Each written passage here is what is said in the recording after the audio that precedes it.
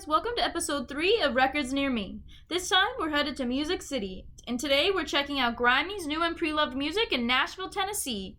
Grimey's has moved around a bit since its opening at the turn of the century, but it's currently located at 160 East Trinity Lane. And I sat down and talked with the co-owner, Doyle Davis, all about the vinyl record industry. He is very passionate about what he does, so you guys are really in for a treat. And if you haven't been to Nashville before, I highly recommend going with a group of your rowdiest friends, and it'll be a great time. And there's music coming from every direction, so what can be better than that?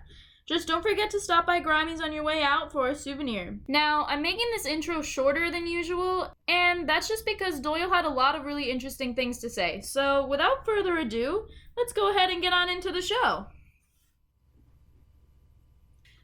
Records near me, let's go and see what lies behind a record store's mind. If you're lost, get found. Take in the sound.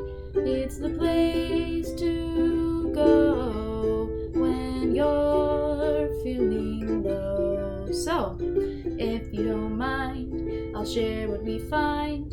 I'll make a podcast, so all this will last. If you're lost, get found. Take in the sound. It's the place to go. So let's start the show.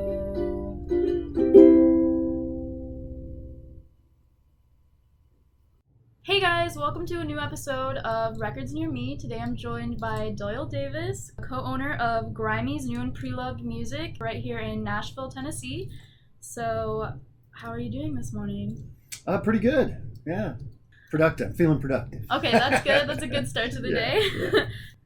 Grimey's first opened in 1999. When did you officially join as co-owner?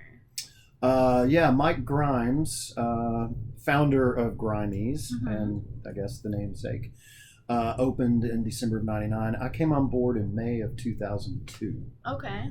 So Mike had convinced me to quit my job as general manager of The Great Escape, which is kind of a mom and pop used record store and comic book shop. Okay. Yeah, my job had gotten kind of stale there. I really enjoyed managing a store for them and doing the hiring and sort of, mentoring.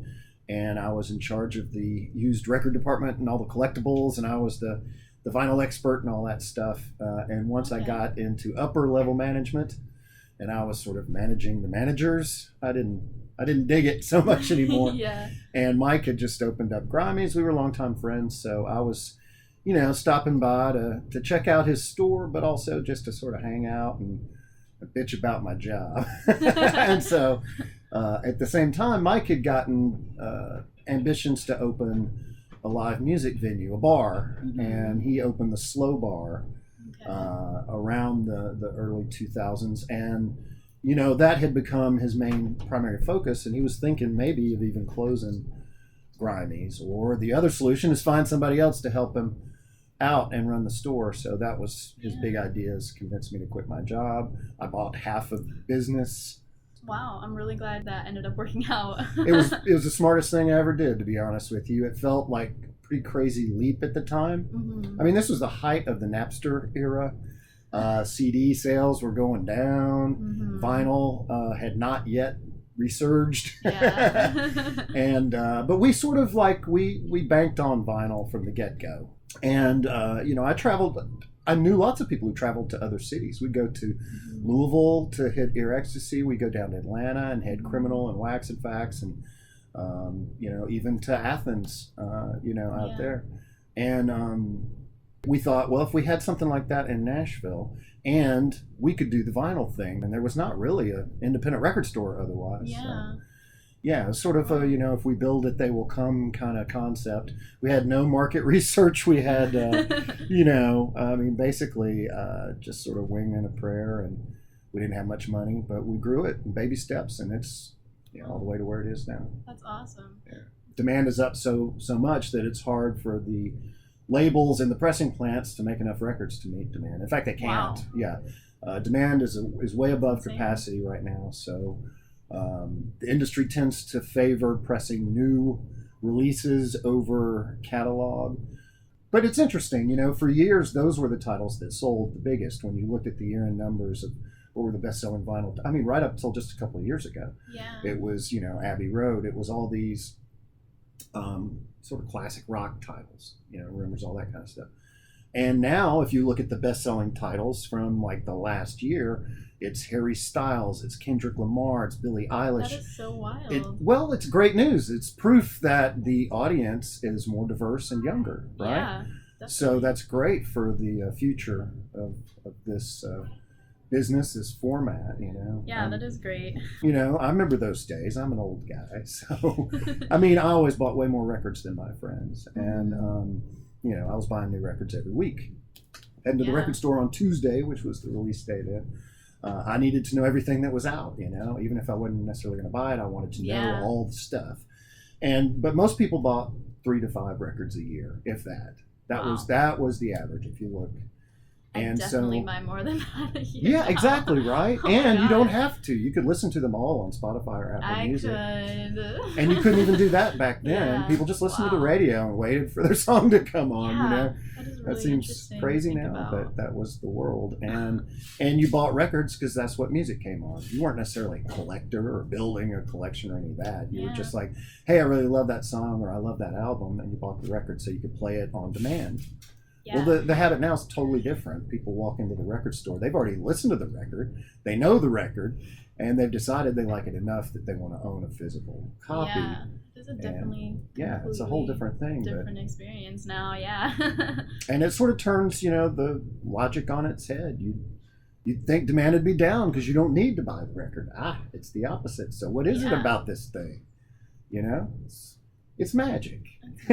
Everything that was magic about vinyl in the beginning and like when I was a kid growing up, it's all still there. The experience itself is obviously of value to humans, right? Yeah, definitely. We like tangible things. It's a wonderful, wonderful little art piece, a vinyl record album. It's got that 12 by 12 canvas, 2 sides. I love vinyl sequencing. Now you get 2 cracks at an opening track, 2 cracks at a closing track. Mm-hmm. You can make each side sort of have its own vibe.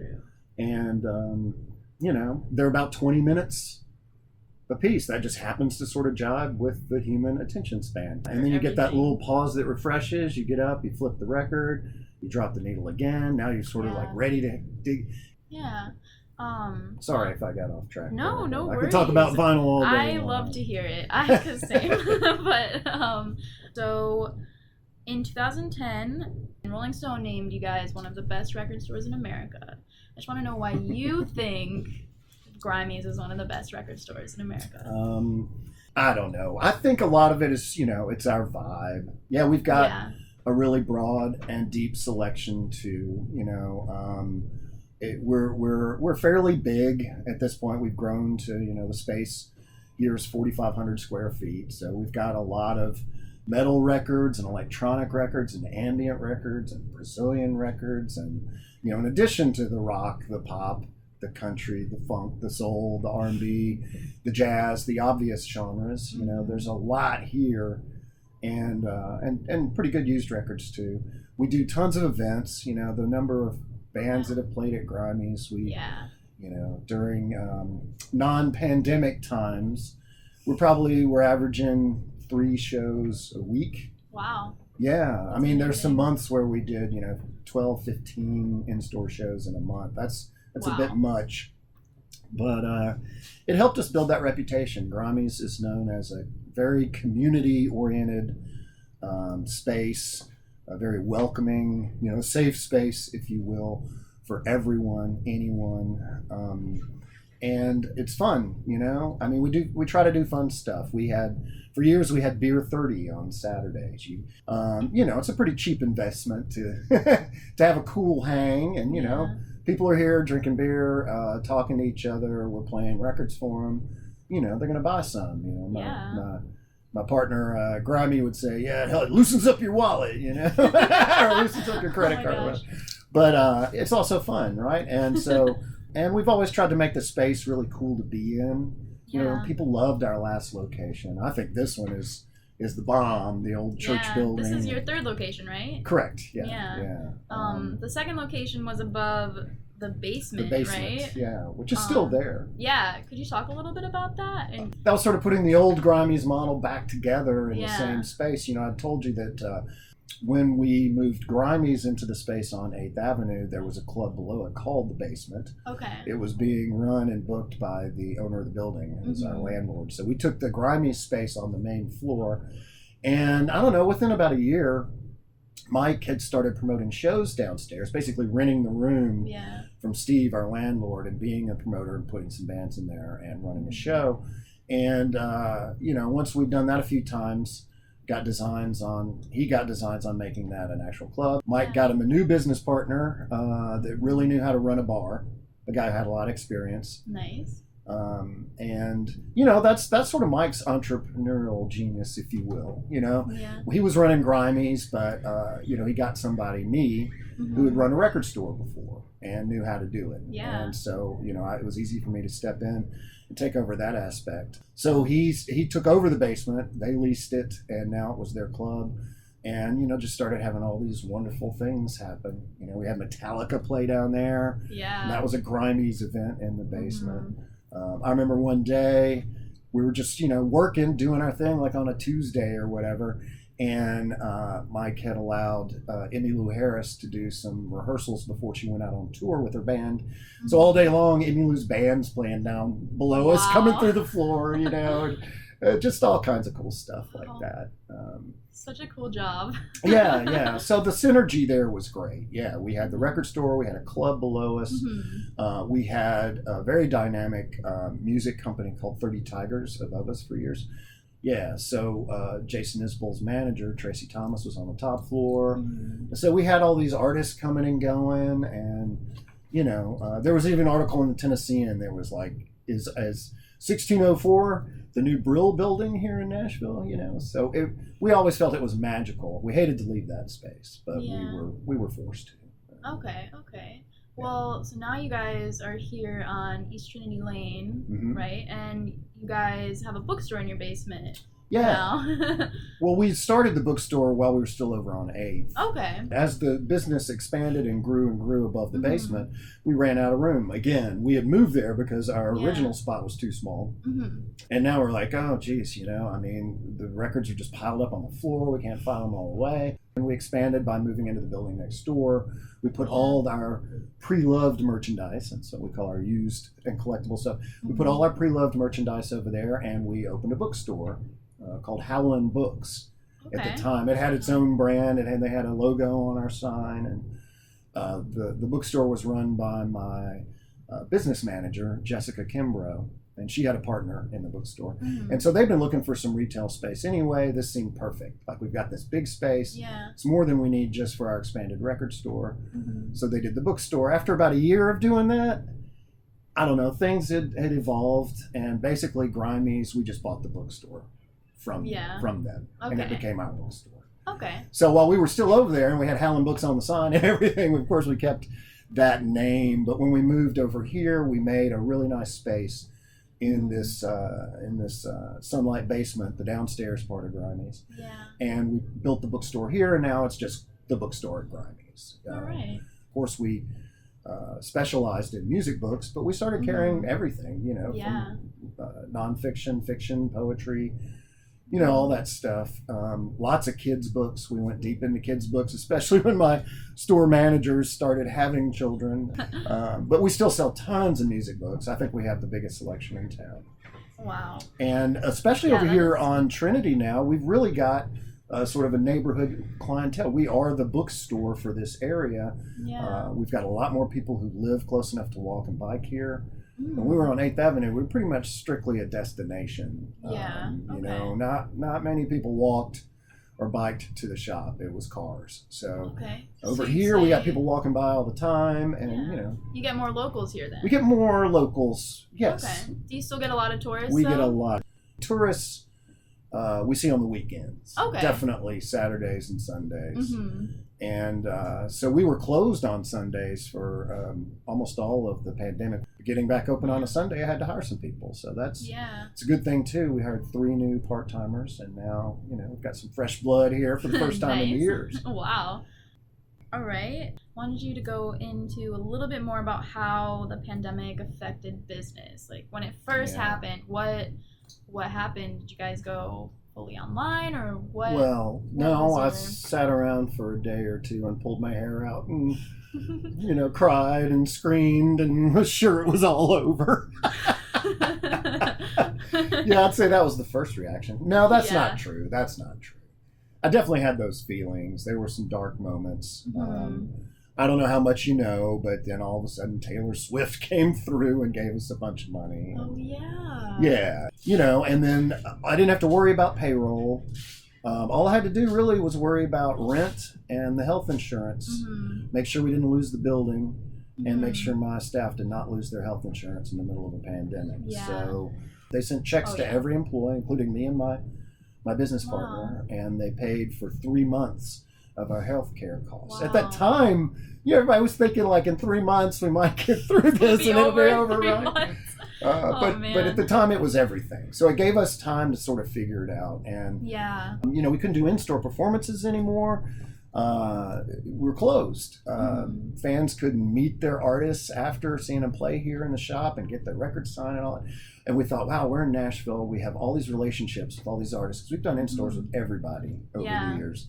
And so right away, Lucinda Williams had a new record coming out. We asked her, will you sign them for us? And came back, yeah, you bet. So we're like, cool, nice. We'll have signed Lucinda Williams records. And we get the indie variant with the special color that's already the rare in-demand version. And, she signed 200 records for us. Wow. And just for a regular new Lucinda Williams album on the first week, we probably would have ordered 20. And now we're ordering like over 200. She signs 200 records. We put them up for pre-order. We blew through them. Wow. Just amazing. We're like, wow. That's amazing. So we sold 10 times as many as we would have anyway. And so then Jason Isbell had a new record coming out. We were going to do a promotion. It had already been planned before the pandemic, where if you bought his new album at Grimey's, you were going to get in to see a free show at Brooklyn Bowl and watch Jason. Wow. We did the same model with John Prine when Tree of Forgiveness came out. If you bought that record at Grimey's, you were into a free special show at the basement. That's an amazing deal. The only way to get in was to buy his record at Grimey's. So everybody in the room, 600 people, had all bought their records at Grimey's. And we only sold them in person the first 2 days to give locals first crack before we would put it online as a pre-order. And we sold all 600 in person. So that was people lined up like in the old days. They're all John Prine super fans. They're meeting each other in line. Wow. That's making so friends. Awesome. Oh, I know, man. And I was just like pinching myself, and I'm like, oh my God, John Prine is doing a special show just for people who bought his records at his favorite record store in Nashville. I can't believe this is happening. And Mike is like, dude, we do this all the time. And we're like, oh yeah. We did it with Dawes. Just a day in the life. It just seemed extra special because it was John Prine, right? Wow. So we couldn't do that now, but Jason's like, he'll sign the records. And we ended up selling more than we would have sold anyway because we had Jason signing the records. We put a pre-order up and we sold 850 of them That's insane. in about an hour. They'd sold out so fast. We're like, okay, that's the new in-store. So we just started asking everybody. Kings of Leon signed records for us. I mean, Yeah.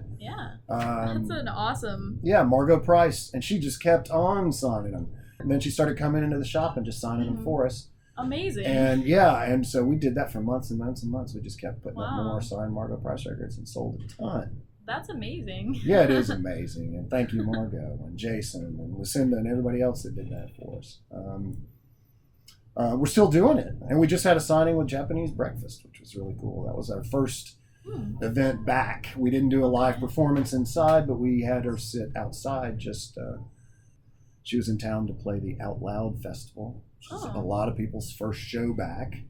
Yeah. And stopped by here, and we lined the folks up out there in the grass lot next to the store in the shade under the trees there, and they all got to meet Michelle, and do a little in-store signing. So another thing we did during the pandemic is we had this empty store on a Monday, And, we had artists started coming in and performing on our stage and filming it. So now we had an in-store performance to an empty store, and everybody wore masks except generally whoever was singing.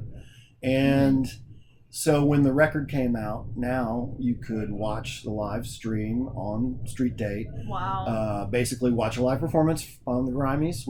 Most of them got put up on YouTube, as well as the artists' channels that they wanted to promote. And really cool. we put up a pre-order for a signed record. Then while the artist is here filming their in-store, we get them to sign the records. And when Street Date comes and it's released, you can watch the show and you can order a signed copy from Grimey's. You can either come pick it up in the shop or curbside, or we ship it to you. And now we're doing in-stores again in a virtual way.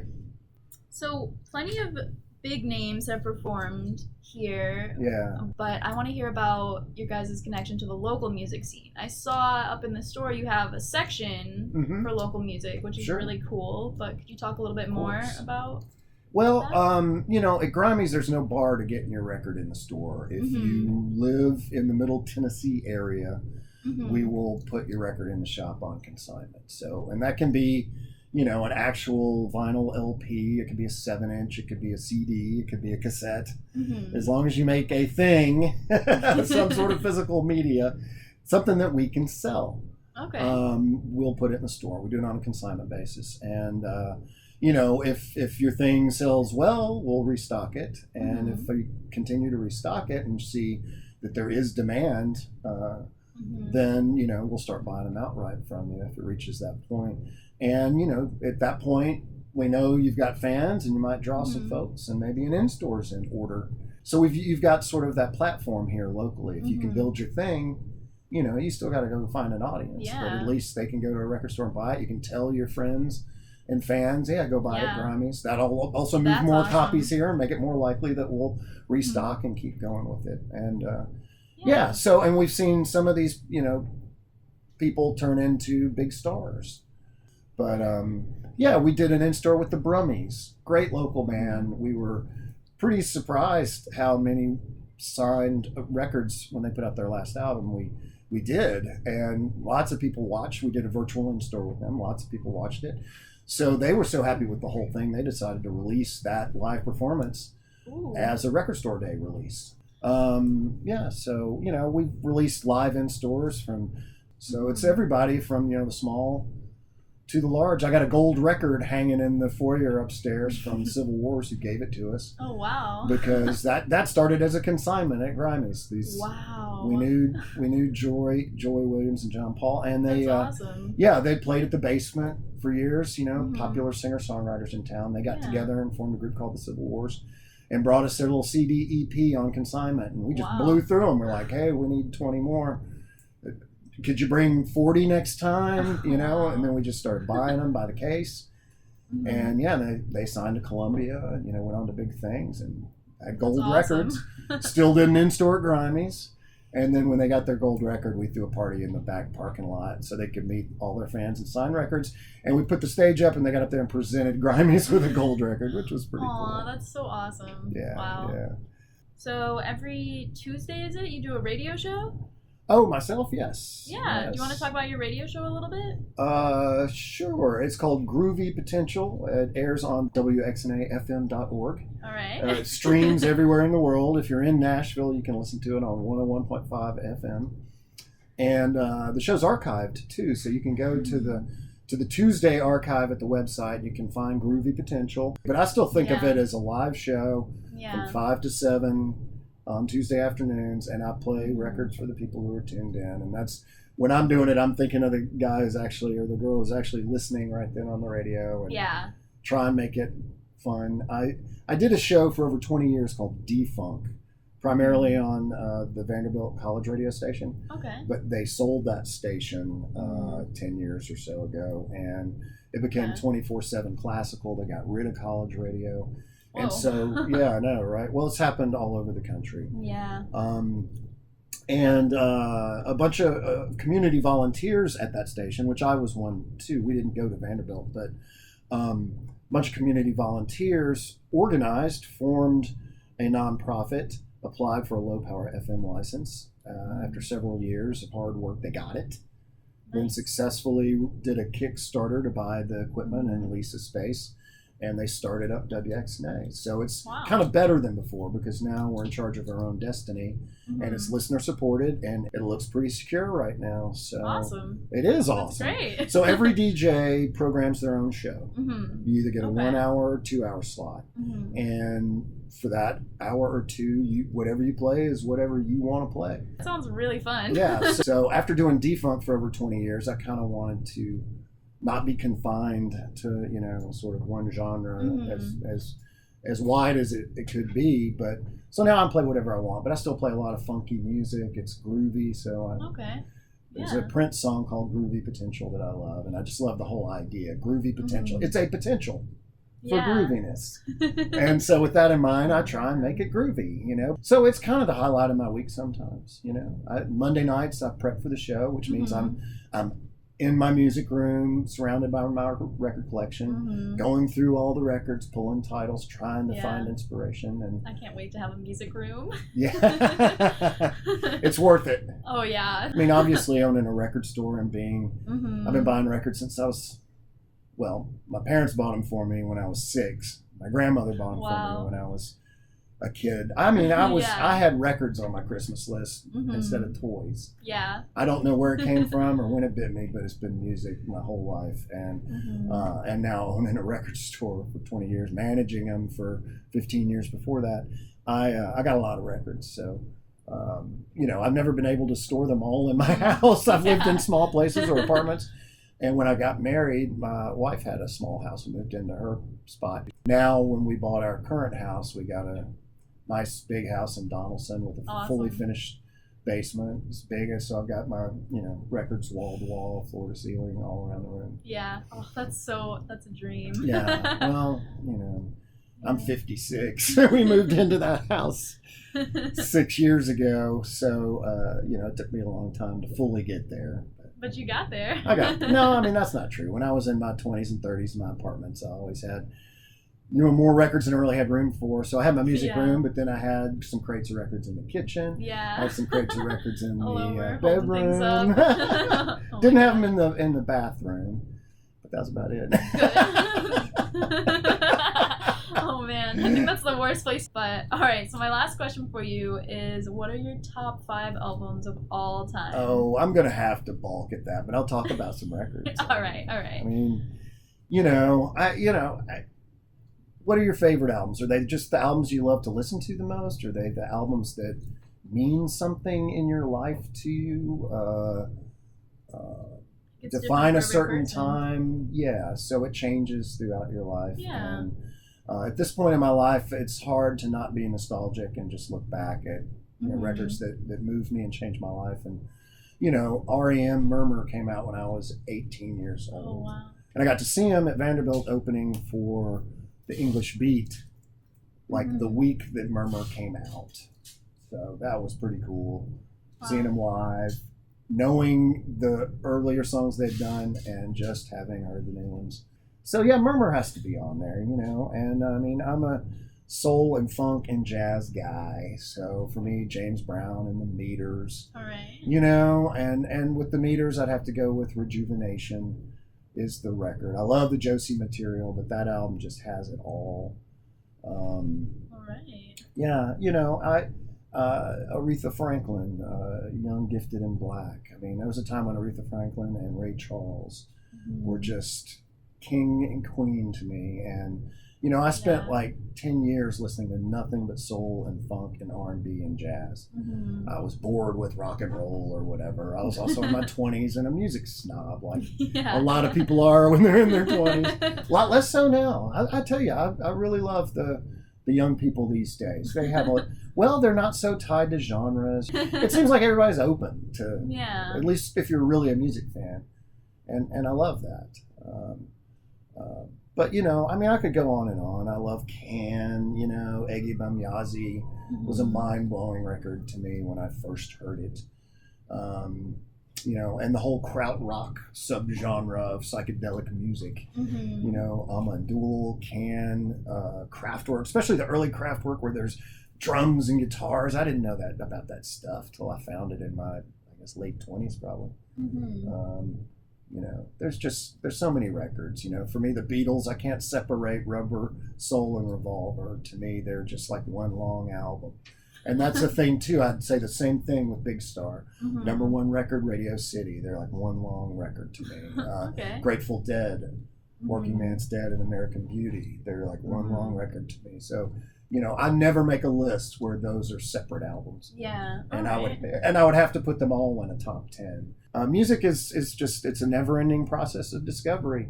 You know, here I am this many years in, trying, you know, going at it hard to learn as much as I can about everything, and I still find brand new stuff constantly.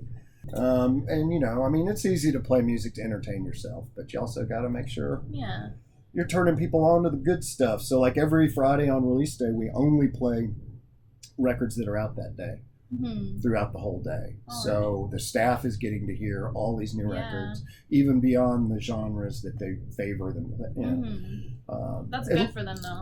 It is. And they're all pros. You know, they don't only recommend records they love. They try and get to know the individual customer. And even if it's something that's not in their field, they've heard all these records and they can still recommend stuff. All right.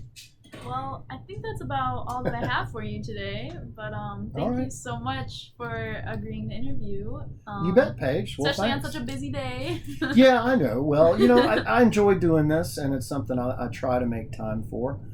As you can tell, I'm quite fond of record store culture, and sharing that in whatever platform or channel that you can, you know, maybe turn somebody on. Gets them to set foot into a record store. Thank you guys for sticking around for another episode of Records Near Me. I post new episodes every other Wednesday, so make sure to like or subscribe on your favorite platform to stay updated. I also make supplementary playlists on Spotify to go with each episode, so don't forget to check those out too. And next time, we'll be visiting Jerry's Records up in Pittsburgh, Pennsylvania, so make sure you check that out in a couple of weeks. And for those of you wondering how an amateur like me can randomly decide to make a podcast, I've been using Anchor by Spotify. It's the easiest way to make a podcast with everything you need all in one place.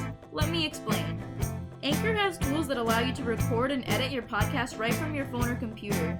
And when hosting on Anchor, you can distribute your podcast on listening platforms like Spotify, Apple Podcast, everywhere. And it's everything you need to make a podcast all in one place. Best of all though, Anchor is totally free. So if you want to make a podcast like me, just download the Anchor app or go to anchor.fm to get started.